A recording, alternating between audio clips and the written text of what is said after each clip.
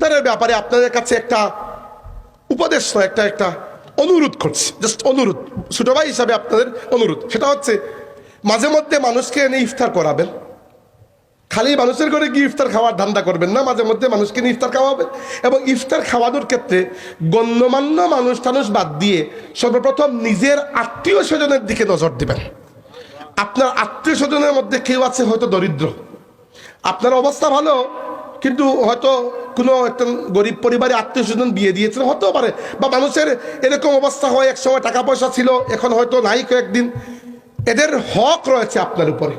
মনে রাখবেন, আত্মীয়তার সম্পর্কের মধ্যে সর্বপ্রথম আত্মীয় হচ্ছেন পিতার দিকের আত্মীয়, বাবার দিকের আত্মীয়। বাবার দিকের আত্মীয় তো বুঝেন, দাদা, চাচা, ফুফু, এরা। 2 নম্বর আত্মীয় হচ্ছেন মায়ের দিকের আত্মীয়, মানে নানা নানানি, মামা, খালা, এরা। এরপরে আত্মীয় তো আপনার বৈবাহিক সম্পর্কের আত্মীয়, এরাও আপনার আত্মীয়। তো মনে রাখবেন এই বিষয়গুলা, যে আপনার গরিব আত্মীয় স্বজন আপনার থেকে ইহসান পাওয়ার সবচেয়ে বড় হকদার। আমাদের বড় বড় ইফতার পার্টিগুলোতে গণ্যমান্য মানুষ চলে আসে, আমাদের গরিব আত্মীয় স্বজন দাওয়াত পায় না, এটা উচিত নয়। আল্লাহ নবী সাল্লাল্লাহু আলাইহি ওয়াসাল্লাম বলেছেন, সেই ওয়ালিমা সবচেয়ে নিকৃষ্ট যে ওয়ালিমার মধ্যে দরিদ্র মানুষ আমন্ত্রণ পায় না। এই মনে রাখবেন, ওয়ালিমা বলতে খালি বিয়ের ওলিমা নয়, ইসলামের যে কোনো বড় খাবারকে ওলিমা বলা হয়। নর্মালি আকিকাকে আরবরা ওলিমা বলে, নতুন ঘর বানানোর পরে মানুষকে খাওয়ায়, ওইটাকে ওলিমা বলে। ওয়ালিমা মানে হচ্ছে মানুষকে বড় করে খাওয়ানো, ফিস্ট, ইংরেজিতে ফিস্ট বলা হয়। তো মনে রাখবেন এই বিষয়টা। ইফতারের ক্ষেত্রে আপনারা খেয়াল রাখবেন, মাঝে মধ্যে নিজের গরিব আত্মীয় স্বজনকে দাওয়াত দিবেন। আরেকটা হক হচ্ছে প্রতিবেশীর হক রয়েছে আপনার উপরে। রাসূল সাল্লাল্লাহু আলাইহি ওয়াসাল্লাম বলেছেন যে ফেরেশতা জিবরাইল আমাকে প্রতিবেশীর হক সম্পর্কে এত বলেছেন, আমি মনে করেছি জিবরাইল মনে হয় আমার প্রতিবেশীকে আমার সম্পদের উত্তরাধিকারী বানিয়ে ছাড়বে না। এটা বোঝাতে চাচ্ছেন মানে প্রতিবেশীর গুরুত্ব রয়েছে।